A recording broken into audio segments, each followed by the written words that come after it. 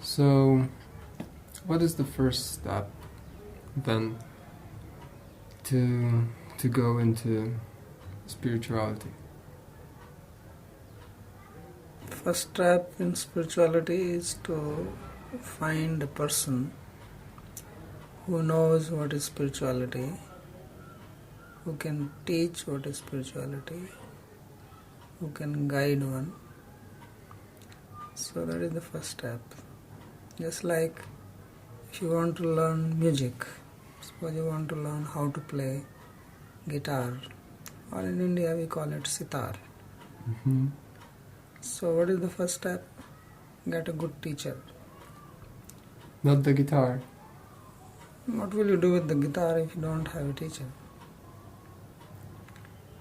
Improvise. So that is useless. You learn wrong things.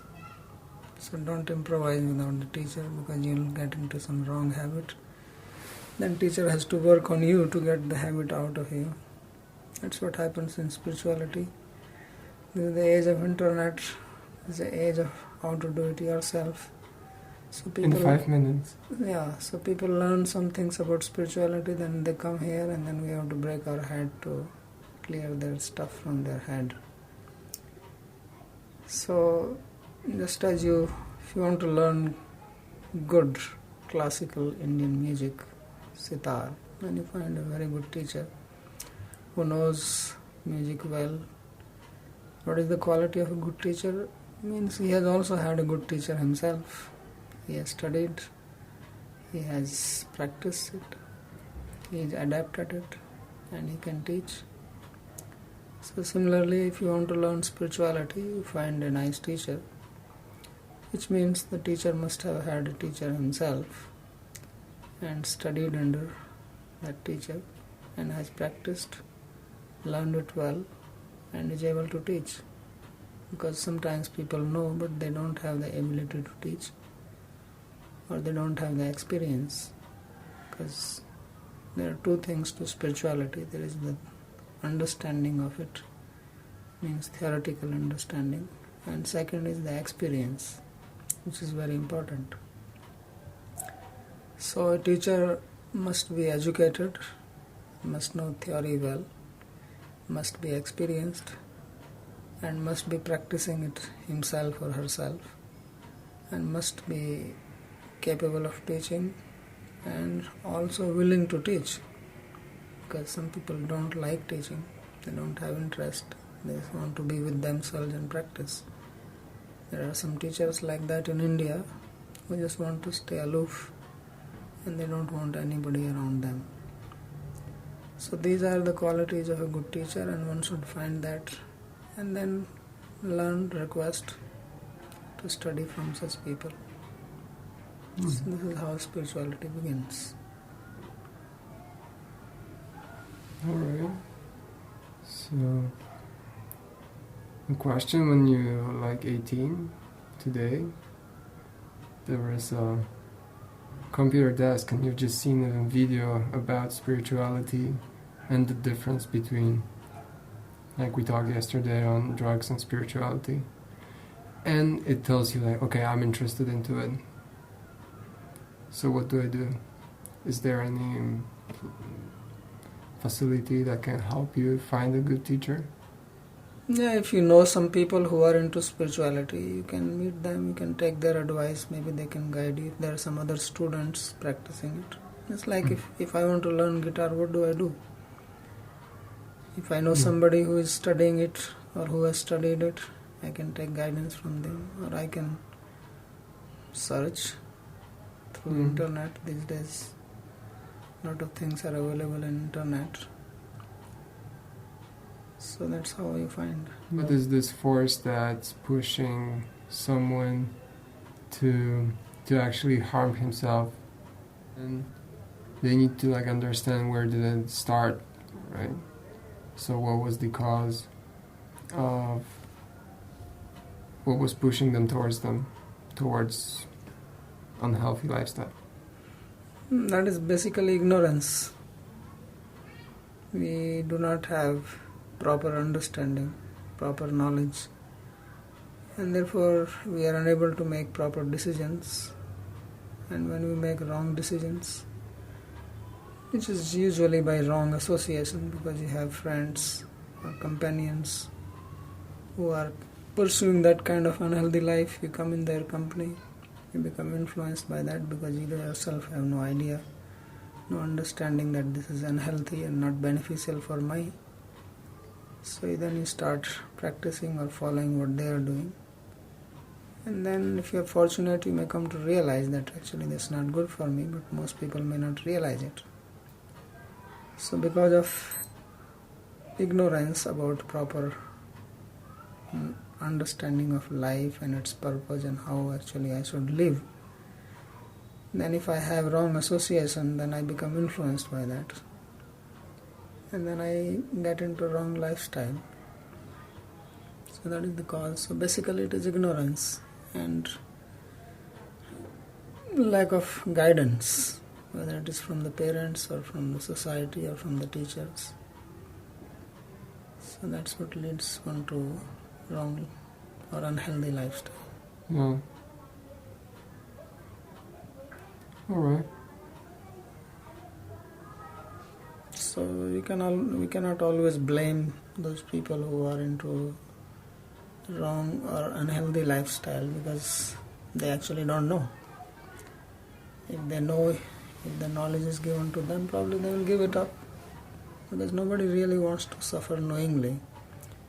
But when I don't know, then I do all kinds of things in ignorance. I experiment, especially as a youth. You have energy and you have inquisitiveness, you want to know all kinds of things. So you also just out of curiosity you experiment, then maybe you get used to it. Then you cannot get out of it. So if we understand and if we know, then we can also try to help others, especially if there's someone is willing to know it.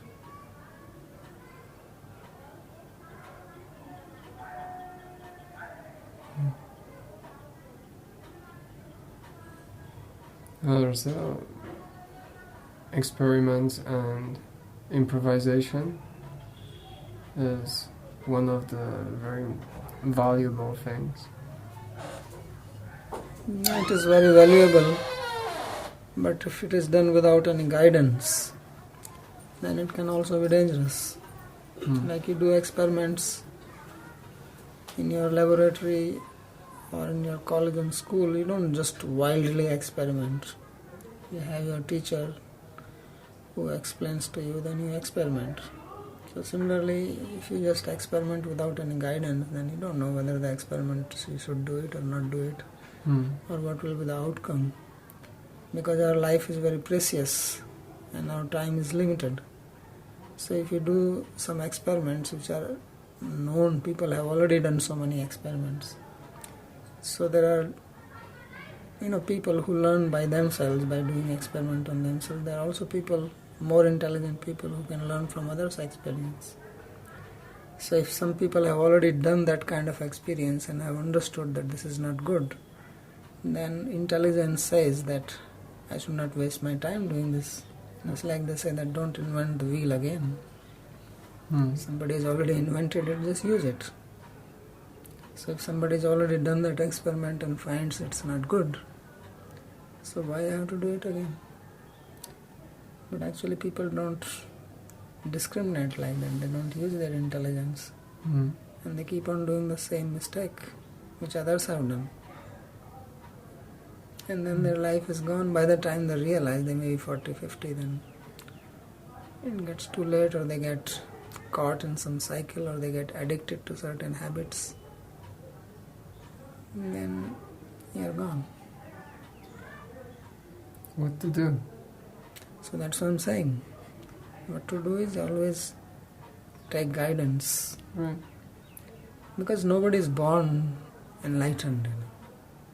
Maybe some special cases, but people in general are born in ignorance. We don't know anything when we are born. We don't even know how to go to the bathroom. Our mother has to teach us even that. So even if such a simple thing we have to learn, not to speak of life and spirituality and things like music. music, Everything we need to learn. So you want to even be a tennis player, you need a good coach. It's not that you just buy a racket and then start hitting the ball and you think you'll become a champion. You need a coach, you need guidance, you need to study the theory, and then you need to practice. You have to follow discipline in your life to achieve anything. To be successful in any life, materially or spiritually, you have to work hard and follow some discipline. All great people in any field, they were very disciplined.